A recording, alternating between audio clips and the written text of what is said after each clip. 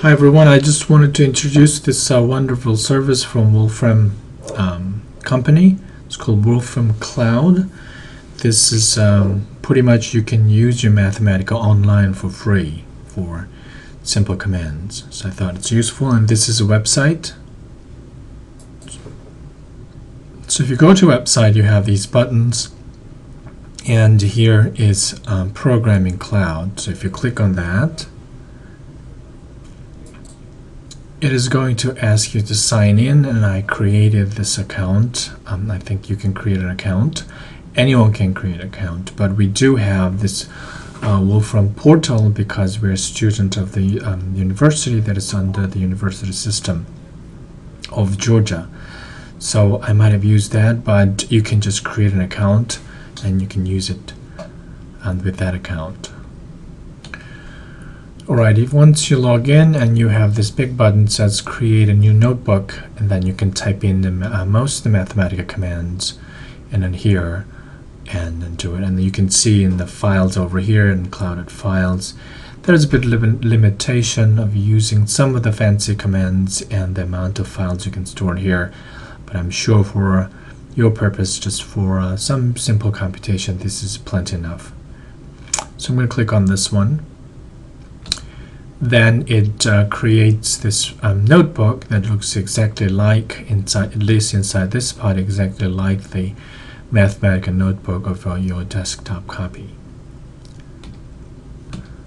And this is my YouTube channel for Mathematica tutorials, but there are many other tutorial videos available, and you can learn it from there. But these are some of the things that I collected, and this is useful. I'm going to probably link this to our course website. So we're back here in the Wolfram Clouds, and what you cannot do is that with this free service, and you can store that this Mathematica file as Mathematica notebook, and you can download it, and you can reload it into your desktop, a full Mathematica copy, but you cannot export it into PDF file in this stage. But you can do that with your copy at home. But this online service will be very convenient. You don't have to carry on your desktop or laptop everywhere to use Mathematica. Here you can use this online service to run your notebook. So I'm going to run the simple command here. Well, let me introduce this command here. This table is going to create a list of things.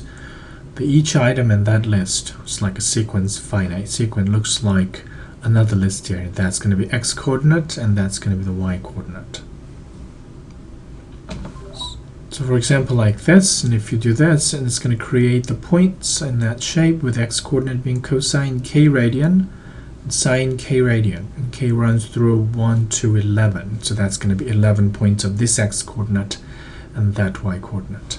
So if you shift enter, and it's going to create this point in this symbolic form. You can ask for numerical form by changing its form, but it's try to keep this as much symbolic as possible.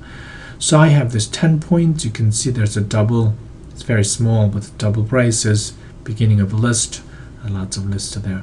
You can plot those points in here, and it can be done nicely. So let me show you the command. Right, this is the command, the list of points. Okay, so this points itself have a list. It must be a list.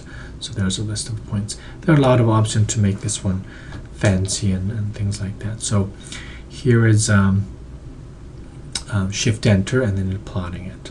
So to change this aspect ratio correct, maybe it's correct, it's 1 unit, it's not really the correct. So I think that the least command aspect, usually expect down there you can see, I think it's automatic, then it might, right, I was confused with a different program. It's supposed to be arrow here, it's not equal symbol, an arrow, so that might get rid of arrow symbol, and you can see there's a 1 unit there, and there's 1 unit that's about the same length. So if you sketch these points around, and these are the k radian, so it's in terms of degree, it behaves just erratically around the circle. But It's just a simple command that I wanted to introduce, and if you want to learn more about it, you probably have to use your full copy of Mathematica downloaded to your desktop.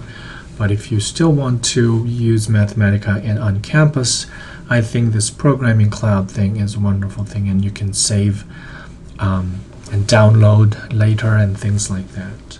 So thanks.